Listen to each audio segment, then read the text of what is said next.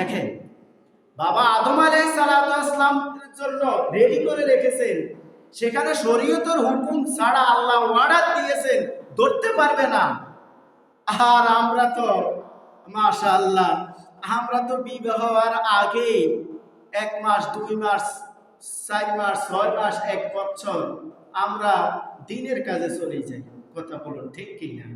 আসলে আল্লাহ রাসূল হুজুর আকরাম সাল্লাল্লাহু আলাইহি ওয়াসাল্লাম আল্লাহ নিজে বলেছেন এখানে শরীয়তের কিছু বিধান আছে। তো কি বিধান আছে আল্লাহ তাড়াতাড়ি করেন, আমাদের ভালো লাগে। তা আল্লাহ কয় রে এখানে তো হালাল করতে হইলে এখানে করো, রাসূল পাক সাল্লাল্লাহু আলাইহি ওয়াসাল্লামের শানে 11 বার দুরূদ শরীফ পড়ো। 11 বার রাসূলের শানে দুরূদ পড়ার সঙ্গে সঙ্গে হাওয়া আলাইহিস সালাতু ওয়াস সালাম আদম আলাইহিস সালাতু ওয়াস সালামের হালাল হয়ে গেল। বলুন সুবহানাল্লাহ।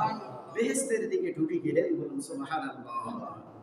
এক ব্যক্তি অনেক স্ত্রীকে ভালোবাসতেন, অনেক ভালোবাসতেন। তিনি মারা গেলেন। মারা যাওয়ার পরে ওই স্বামী সকালবেলা কবরের কাছে গিয়ে স্ত্রীর জন্য কান্দে, কবর ধরে ধরে কবরের পাশে কান্দে। 1 দিন 2 দিন 3 দিন চাচা বলে ভাতিজা এরকম আমগো চলে গেছে, তুমি এরকম করো কেন, চলে আসো। এরপরে জেঠা বলে তুমি এরকম কান্দো কেন, চলে আসো। বড় ভাই বলে তুমি কান্দিও না, আমি কান্দবো কেন, তার গুণে কাঁদি আমি। সে এত ভালো ছিল, অনেক মহব্বতের ছিল, অনেক আদরের ছিল, অনেক ভালোবাসার ছিল। তো আপনারা আমাকে যাই বলেন, আমি তো তার ভালোবাসার টানটা আমি বুঝাইতে পারি না। এই জন্যে 1 দিন নয় 2 দিন নয়, প্রায় 29 দিন 1 মাস পর্যন্ত ওই কবরের পাশে তিনি কাঁদতেছেন কাঁদতেছেন। হঠাৎ করে পথে দিয়ে এক আল্লাহর প্রিয় বান্দা যাইতেছে, তিনি জামানার পয়গাম্বর হযরত ঈসা আলাইহিস সালাতু ওয়াস সালাম ওই কবরের পাশ দিয়ে যাইতেছে। বলুন সুবহানাল্লাহ। তখন জিজ্ঞাসা করে আপনি কাঁদেন কেন?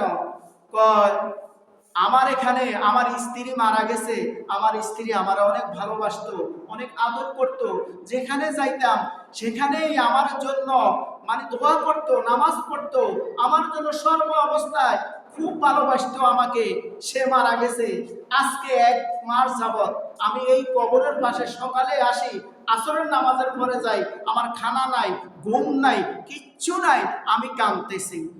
কানলে কি আর আসবে না? আমি তো আমার যে মহব্বত করেছে, যে ভালোবাসা দিছে, আমি তো তার এগুলো বলতে পারি না। এখন কি তুমি কি আনতে চাও যে জমানার পয়গম্বর ঈসা আলাইহিস সালাতু ওয়াস সালাম আমি চাই? তো বলে তোমার স্ত্রীর কবর কোনটা? এই যে সামনে। হযরত ঈসা আলাইহিস সালাতু ওয়াস সালাম বলে আল্লাহ তোমার তো বান্দা, আমারই উম্মত, তোমার বান্দা, তোমার কাছে কি একটু মায়া লাগে না? তোমার কাছে কি একটু দয়া লাগে না?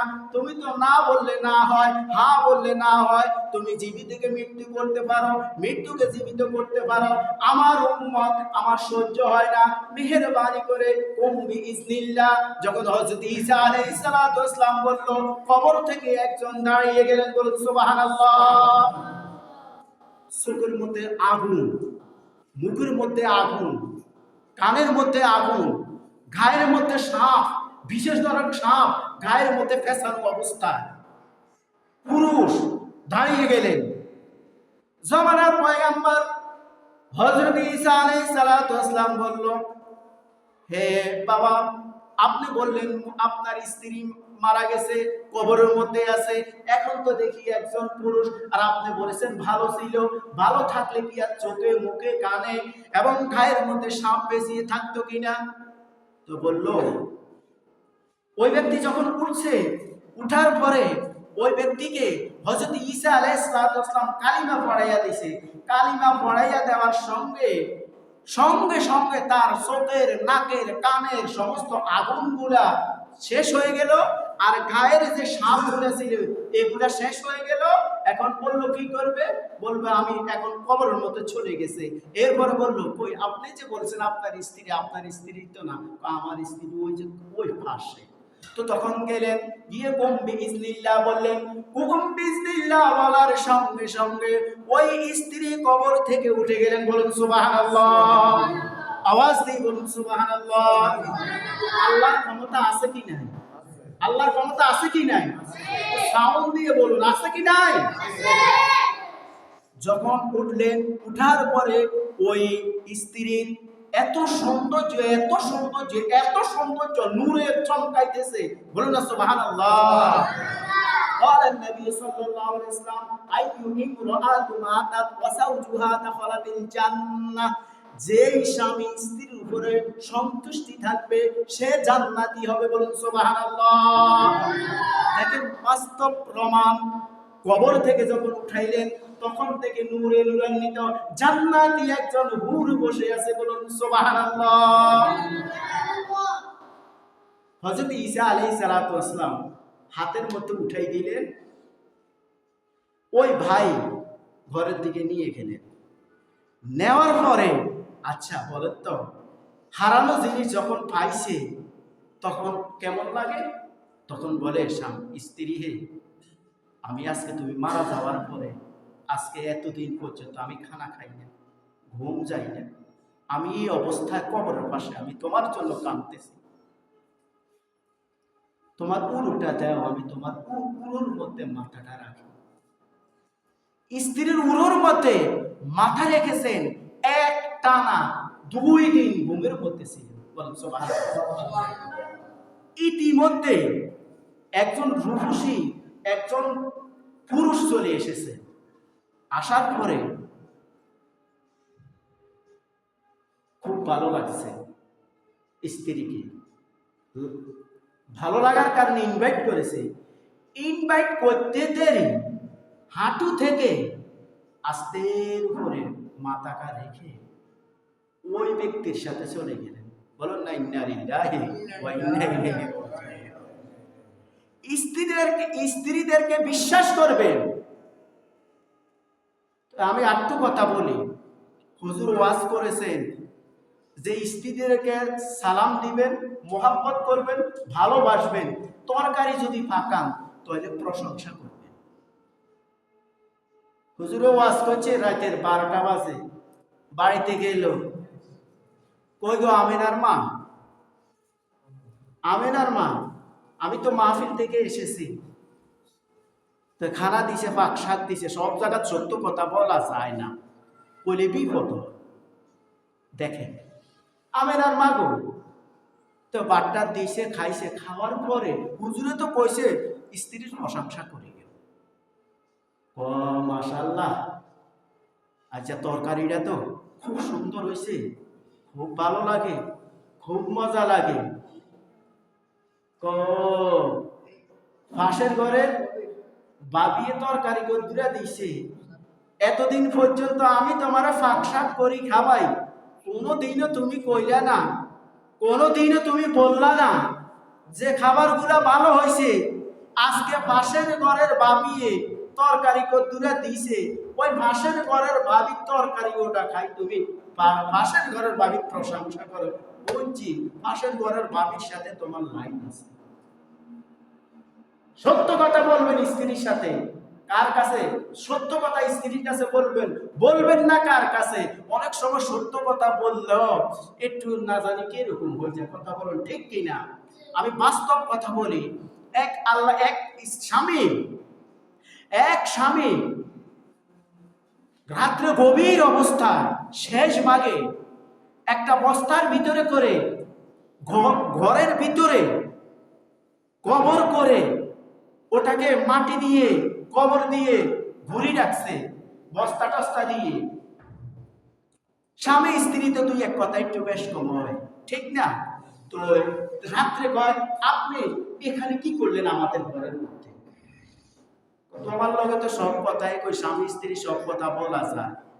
আমি এখানে ওই যে দক্ষিণ পাড়া এই যে আব্দুল্লাহর বাড়ি খোলা আছে না, যে বেশি চালাক হয়ে গেছে, এই যে জবাই করি এই রাত্রে, এখন এই আমাকে ঘরের মধ্যে কবর দিতে দিছি, তুমি কারোর কাছে বলিও না, তুমি কারোর কাছে বলিও না।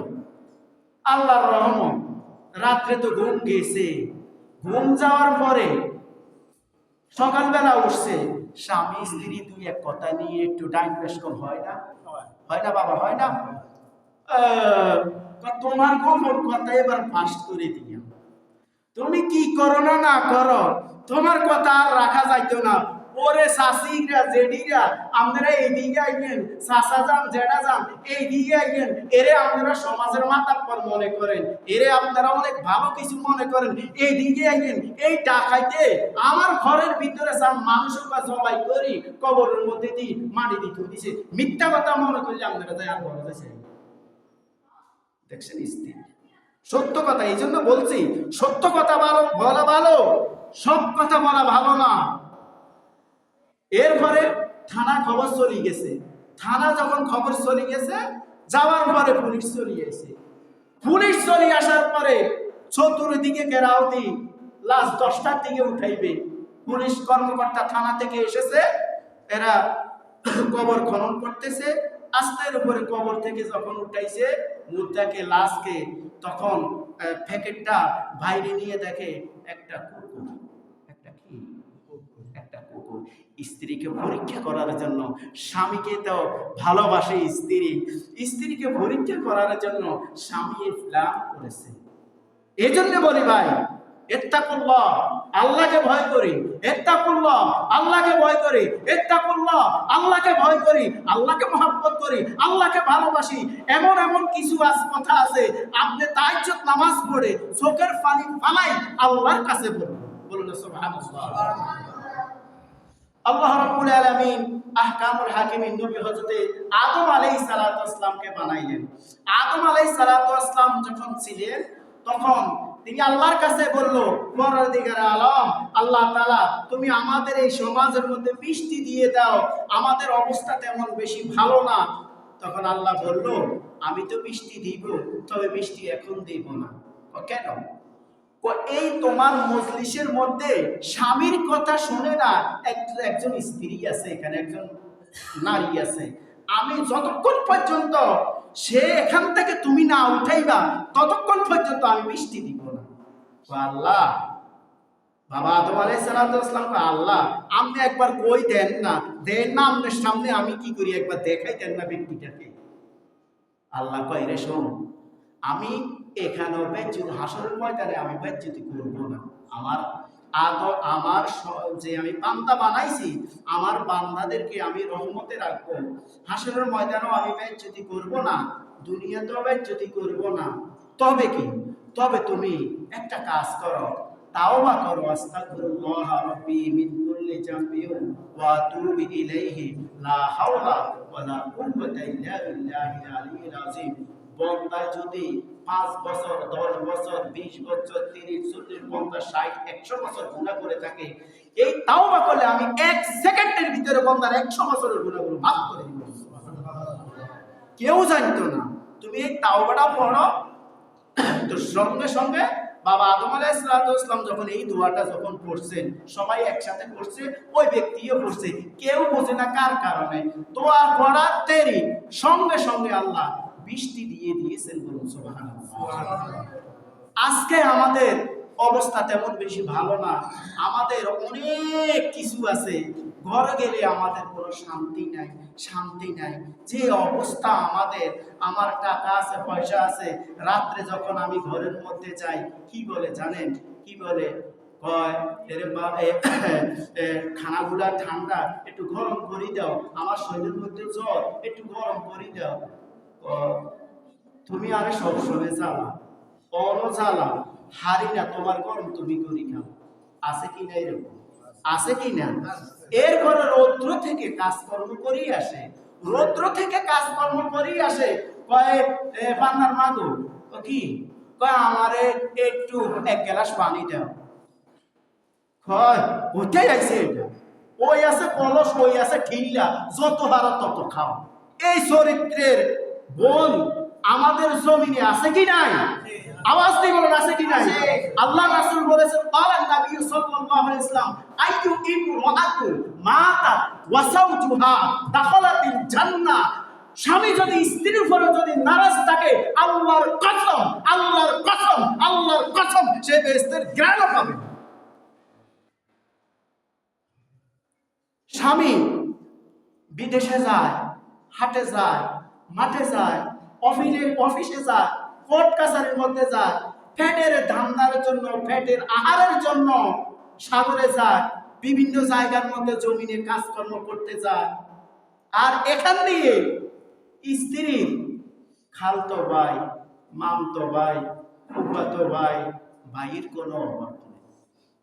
আইলে কয় রে কি খালতো ভাই, অনেকদিন পরে না আইসো, কেমতে থাওস বা এইদিকে আর তা আইসছে না আইসছে একটা পান খাওয়াই, তাই পান খাও, তো পানটা বানাই মুখের ভিতরে ঢুকাইতে। অথচ এই নারী তার স্বামীর সাথে ভালো ব্যবহার করে না, খারাপ ব্যবহার করে, মন্দ ব্যবহার করে। বাইরের থেকে আসলে আল্লাহর রাসূল দু জাহানের বাদশা নবী মুহাম্মদুর রাসূলুল্লাহ সাল্লাল্লাহু আলাইহি ওয়াসাল্লাম যখন দিনের কাজ করে যখন ঘরের মধ্যে আসতেন, মা খাদিজাকে দেখলে তার কলিজাটা ঠান্ডা হয়ে যাইত। বলুন সুবহানাল্লাহ। আল্লাহর রাসূল হুজুর আকরাম সাল্লাল্লাহু আলাইহি ওয়াসাল্লাম ঘরের মধ্যে তাড়াহুড়া করে যাইতেন না। আল্লাহর রাসূল 20 মিনিট একটু অপেক্ষা করতেন। সাধারণত ঘরের মধ্যে কাজকর্ম করলে একটু সাধারণত ঘাম টাম অগোছালো ভাব থাকে, তখন হুজুর আকরাম সাল্লাল্লাহু আলাইহি ওয়াসাল্লাম আগে বলে দিতেন, একটু সেজে গোজে সুন্দর মতো হয়ে থাকতেন। বলুন সুবহানাল্লাহ। আর আমার মা ও বোনেরা ঘরের মধ্যে যদি যান, লাগছে কি একটা ডাকাত ঢুকেছে। আহারে, আল্লাহ রাসূল হুজুর আকরাম সাল্লাল্লাহু আলাইহি ওয়াসাল্লাম বলছেন, স্বামীর কাছে তোমার সেই আমার বোন একটু লক্ষ্য করে শুনেন, আপনার জন্য আপনার জন্য, আপনার স্বামী, আপনার ছেলের জন্য, আপনার মেয়ের জন্য, আপনাকে খুশি করার জন্য হাটে মাঠে ঘাটে কত মানুষের খাবার খায়, কত মানুষের সোয়ার খায়, কত অফিসের থেকে ধাক্কায় বার করে দেয়, কত কাম উঠা, কত কাম থেকে বসায়, আমি ডিউটি করি, কত কফিয়ত আমাকে দিতে হয় মা বোন আপনার জন্য, আপনার জন্য। এই যে যারা প্রবাসী, আমরা যারা প্রবাসী ভাই, আমার এই চ্যানেলগুলো প্রবাসীরা বেশি থেকে পাইনি। এই যে আমার প্রবাসী ভাইরা যারা আছেন, এরা কত কষ্ট করে বিদেশ যায়, কত কষ্ট করে বিদেশ যায়। এরা যখন বোনেরা যখন বলে যে আমার এই জিনিস লাগবে, লাগতে দেরি, স্বামী এই কথা বলে না আমার কাছে নাই, এটাও বুঝতে দেয় না, যেই কোনো ভাবে হোক স্ত্রীর মন রক্ষা করার জন্য যেই কোনো ভাবে হোক স্ত্রীকে দেয়। বলুন সুবহানাল্লাহ। এই স্বামী বিদেশে যখন কাজকর্ম করে কত কষ্ট করে, কত কষ্ট করে, কত বিপদে, এই টাকা লাগবে, এটা লাগবে, এই গয়না লাগবে, এই অলংকার লাগবে, সুদের টাকা দিতে হইব, ও তাকে জমি বিক্রির টাকা দিতে হইব, নানান কথা। আপনার বাপ এই কথা বলে, আপনার দাদা এটা বলে, আপনার বোনের এটা বলে, আপনার সেটা এটা বলে, এই নানান রকমের ফোনে কথা বলে, এরপরে টাকা পায় 1 লাখ, দেওয়া লাগে 2 লাখের মতো, 1 লাখ শর্ট থাকে। এই ব্যক্তি কি করে জানেন? কোম্পানি ডিউটির পরে, নিজে কাজ করার পরে যদি কিছুই সময় পায় কি করে জানেন? আরে ও বিদেশে কত কষ্ট করি আমরা, যারা প্রবাসী ভাইরা যারা আছে, এই যে কি মালা টোকায়, কি টোকায়, অলিতে গলিতে আনাসে কানাসে, মানে টাকা বাড়ানোর জন্য, স্ত্রীর মন, ছেলে মেয়েদের মন রক্ষা করার জন্য। এরপরে এগুলো বিক্রয় করার পরও আর 50,000 বাকি থাকে। স্ত্রীকে যখন বাড়ির মধ্যে দেয় তখন স্ত্রীর কথা মোবাইল গরম হয়ে যায়, বেচারা কি করবে, কোনো কথা বলে না। স্ত্রীর মন রক্ষা করার জন্য, ছেলে মেয়েদের মন রক্ষা করার জন্য কি দিন কি রাত কি ঘুম, একটু ঘুম যাইতো, একটু ঘুমও যায় না, এ বাইরে যায়, এমন ভাবে দৌড়ানি মারে, একটা জিনিস টোবাইতেছে, টোকানি যাদেরকে বলা হয়, এ টোবাইতেছে অলিতে গলিতে, টোবাইতেছে, এমন অবস্থা গাড়ি এসে তাকে এই দুনিয়া থেকে চিরবিদায় করে দেয়। ইন্না লিল্লাহি ওয়া ইন্না ইলাইহি রাজিউন। আপনি জানেন বোন, আপনার জন্য কত কষ্ট করে আপনার স্বামী, আপনি তো জানেন না। আপনি হয়তো ফোনে একটু কথা বলেন, ফোনে কথা বললে হয়তো কাজ দেখেন না, কিন্তু আপনার স্বামী কত কষ্ট করে এই বিছনার মধ্যে যখন যায় তখন চোখের পানি ফালায় আপনার জন্য, মার জন্য, বাবার জন্য, স্ত্রীর জন্য, ছেলে মেয়েদের জন্য, বন্ধু বান্ধবের জন্য, দেশের জন্য চোখের পানি ফালাই ঘুম যাইতেছে। কথা বলুন ঠিক কিনা? মা, এই জন্য আপনার করণীয় দরকার কি, আমার করণীয় দরকার কি, আপনার আমার করণীয় দরকার, আমার স্বামী হাটে গেছে, মাঠে গেছে, বাজারে গেছে, বিদেশে গেছে, চাকরি বাকরি করতেছে। নেককার স্ত্রীর নিয়ম হচ্ছে নামাজের মাসলার মধ্যে বসে যাওয়া, নামাজ পড়ে স্বামীর জন্য দোয়া করা। আমার স্বামী কত কষ্ট করে আমার জন্য, আমার ছেলে মেয়েদের জন্য কত কষ্ট করে। আপনি যদি স্ত্রীকে এইভাবে রেখে যান, আর আপনি যে কোথাও জায়গার মধ্যে কাজকর্ম করেন, দেখবেন আপনার জন্য ঘরের মধ্যে জান্নাত, আর আপনার মনটা শান্তি থাকবে, আর আপনার ইনকাম যা হয় আলহামদুলিল্লাহ বলবেন। দেখবেন আপনার ঘরও জান্নাতি, আপনি যেখানে থাকবেন সেখানেও আপনার জান্নাত হয়ে যাবে। বলুন সুবহানাল্লাহ। আজকে আমাদের ভিতরে এই জিনিসগুলা নাই বললেই চলে। আজকে আমাদের স্ত্রীরা মা ও বোন আমরা কি করে থাকি, যেমন আমি স্বামী আছি, আমার স্ত্রীকে আমি নিজে পর্দার মধ্যে রাখবো। আমার বোনদের সাজুগুজু করার জায়গা হচ্ছে স্বামীর কাছে। সাজুগুজু করে থাকা তার ঘরের ভিতরে, আঙ্গিনার ভিতরে, পর্দার ভিতরে স্বামীকে দেখানো। কল্লা তো ডুলে দিয়েছে, করেনি, এমনি করেনি। আলহামদুলিল্লাহ যদি করে আলহামদুলিল্লাহ, আমরা এগুলা করি না, ঘরের মধ্যে কাজের বুয়ার মতো থাকি। আর বাইরে যখন যাই, আল্লাহু আকবার, এমন বোরগা বাইরে হইছে, উপরে দিয়ে আরেকটা বোরগা না দিলে পথটা ঠিক হবে না। আমি কি ভুল বলতেছি নাকি? এমন ফ্যাশন বাইরে হইছে, মাথা থেকে পায়ের তালু পর্যন্ত অঙ্গ প্রত্যঙ্গ কি আছে 1 মাইল দূরে তো বোঝা যায়।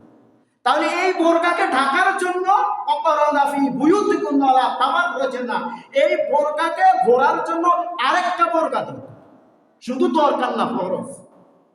কই আমাদের অবস্থা কি? আমাদের স্বামীদেরকে আমরা লাঞ্ছিত বঞ্চিত করি, ঘরের মধ্যে আমরা একটা চাকরির মধ্যে কাজের বুড়ার মতো থাকি, আর বাইরে আমরা সাজুগুজু করে যাই। আর এমনও কিছু অবুঝা পুরুষ আছে, স্বামী আছে, তারা রিক্সার মধ্যে উঠাইয়া এই যে মাইন্ড করিয়েন না, বাঁদর চিনেননি, কথা বলেন না কেন? তাহলে আমিও বলবো, আমরা কিছু কইতে বাঁদর চিনেননি? বাঁদর ফুটকি দেখছেন নি কোনো সময়? এ বাঁদরের ফুটকির মতো কিরিন কথা নি গিয়ে কিন্তু মাখি লাল করে ওইতে মাশাআল্লাহ এ রাখি গাড়ির মধ্যে উঠে, এই গাড়ির মধ্যে উঠি, ওই ম্যাডামে থাকে ডাইন পাশে, ওই উনি থাকে বাম পাশে, এই যাইতে আছে ঘর থেকে বেরো হম হম হম হমাই যাইতে আছে। তো রিক্সার মধ্যে যখন উঠছে, উঠার পরে কয়, চাচা আপনি কোনায় যান? আমরা যখন বিদেশ ছিলেন প্রবাসে, তখন এরা চাচিয়ে যেমতে মন যায় হেমতে গেছে, অত আপনি বাড়িতে অনেকভাবে যে মেহতা যাইতে আছে, এটা আপনার হক নষ্ট হয় না? হ্যাঁ বাতি যান, তোমরা কি বুঝবা? সায়েন্সের যুগ, বিজ্ঞানের যুগ, আমার বড় হক আছে, এলাকার কি হক আছে না? এলাকার হক তো পূরণ করতে হবে, ঠিক আছে? বেটা কি জানো বলেন না? নাউজুবিল্লাহ। এই চরিত্রের মুসলমান জমিনে আছে কি নাই? আছে কি নাই? তো আপনি আম গাছ লাগাই জামের আশা করবেন কেন? তেঁতুল গাছ লাগাই আপনি আঙ্গুরের আশা করবেন কেন? আপনি যে আপনার স্ত্রীর টল দিচ্ছেন, আপনার যে যুবক বাইরে তাকাইছে, প্রতি তাকানোর কারণে তার ব্লাড নষ্ট হয়ে গেছে, ব্লাড নষ্ট হয়ে যায়, তার গোস্তগুলা নষ্ট হয়ে গেছে, তার হাড় নষ্ট হয়ে গেছে, তার মজকগুলা নষ্ট হয়ে গেছে। এইভাবে আপনি স্বামী স্ত্রী যখন মিলন করবেন, মিলন করার পরে কি হবে জানেন? উত্তর মিশালি দেয়া যাবে, হেতেরও হসুর মিশা, মানে কি যেটা কানা, এরপরে ঠ্যাং একখান আছে আর একখান নাই, এরপরে হাত একখান আছে হাত আর একখান নাই, এরপরে দেখুন বোবা, এরপরে লুজা, ল্যাংলা। এই যে বেপত্তা থাকার কারণে এই আমার কুচরিত্র, মানুষের নজরটা হচ্ছে খুব খারাপ, খুব ডেঞ্জারাস। এই যে নজরটা যে পড়ছে, পড়ার কারণে এটা আমার ভিতরে রিসিভ হয়েছে, রিসিভ হয়ে এই সন্তানের কাছে গেছে, এই সন্তানের কাছে গিয়ে সন্তান সেরকম হয়ে গেছে। এই সন্তান যদিও ভালো হয়ে থাকে, তুই একটা মার কথা শোনে না, বাপের কথা শোনে না। আরো আমাদের অভ্যাস কিরকম জানেন? আমরা যারা বাবা আছি, আমরা স্বামী স্ত্রী, স্বামী মা বাবা দুজন সন্তানের সামনে বিভিন্ন রকম কথাবার্তা বলতে থাকে। এবার কি করে, সন্তানেরা 2-3-4 ধাপ আগে সামনে যাই থাকে।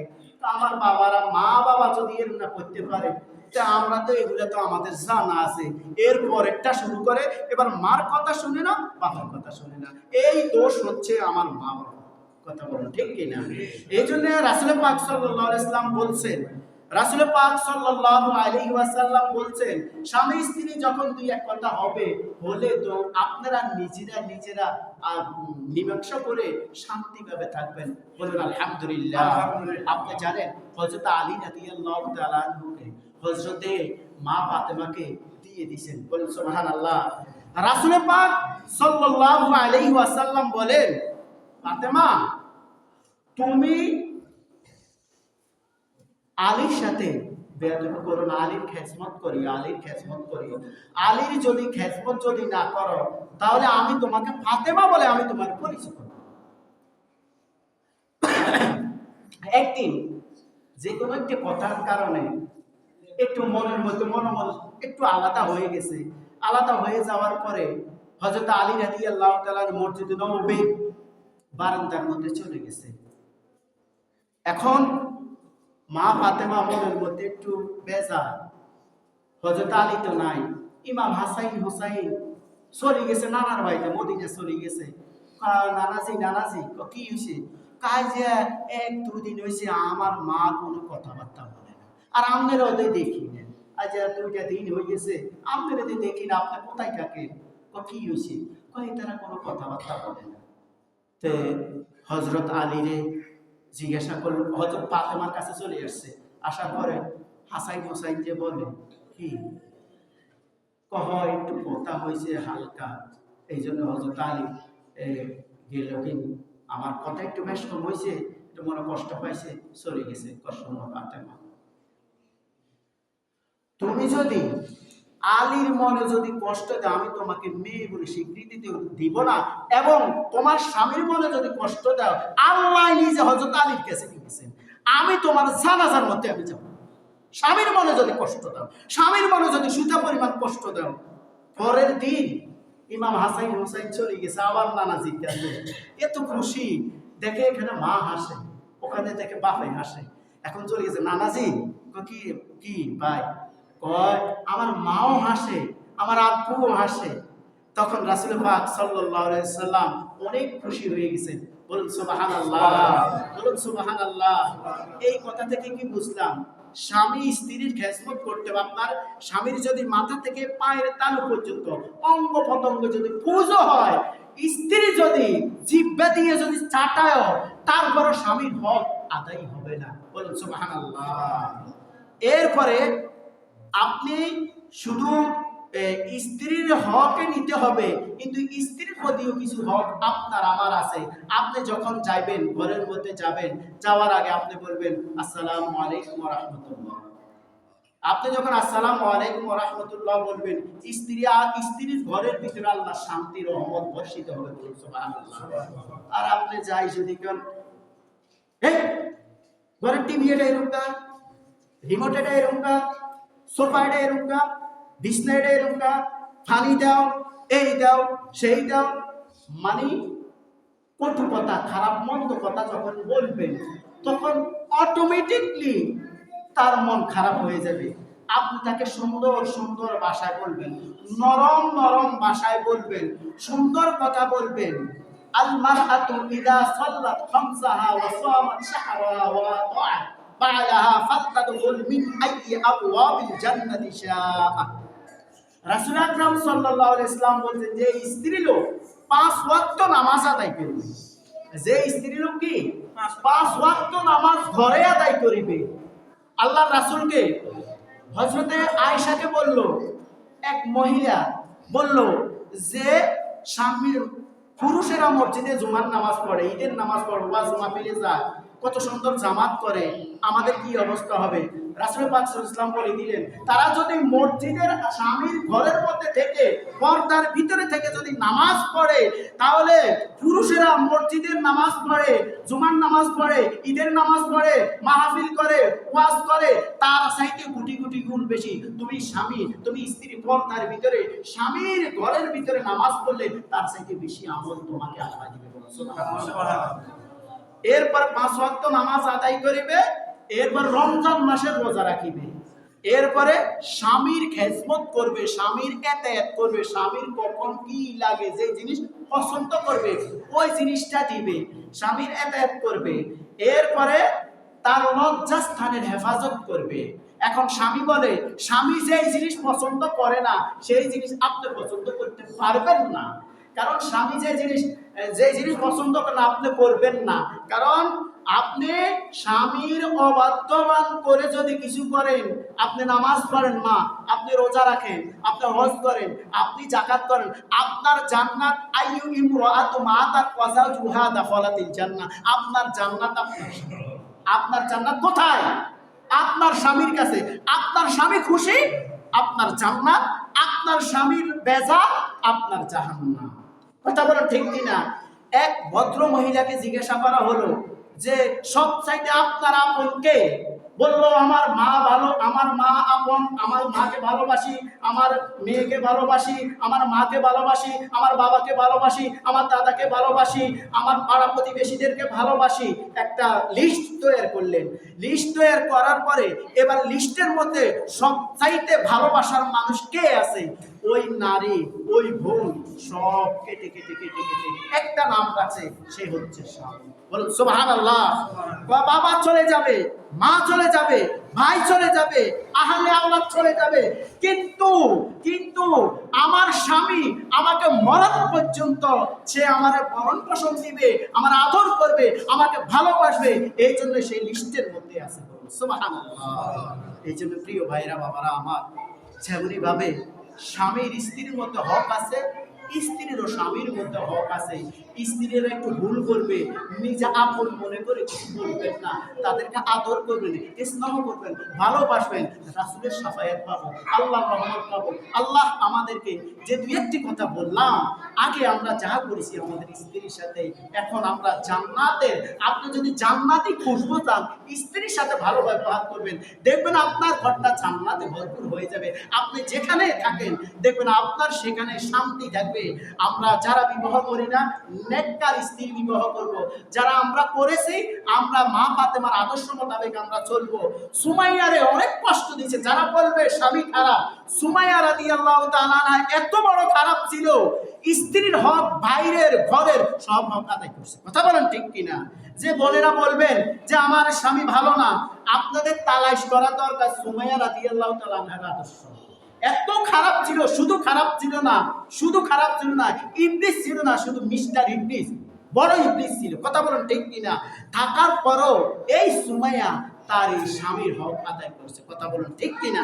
এই জন্য আমার বোনদেরকে পায়ে ধরে বলবো, আমার বাবাদেরকে, আমার যুবক ভাইদেরকে পায়ে ধরে বলি, কয়দিনকার দুনিয়া, বেশি দিন থাকবো না। এই দুনিয়াতে যা করি শুধু শান্তির জন্য করি, আরামের জন্য করি। সব জায়গা খারাপ হলো, ঘরে যদি শান্তি পাওয়া যায়, আল্লাহর রহমত থাকে, আর ঘরে যদি খারাপ হয় তাহলে জাহান্নাম হয়। আসুন আমরা সবাই ঐক্যবদ্ধভাবে নিজের ফ্যামিলি, নিজে সুন্দর মতো সাজিয়ে গুছিয়ে জান্নাতি খুশবু দিয়ে আমরা যেন পরিচালিত করতে পারি। আল্লাহ কবুল করুক।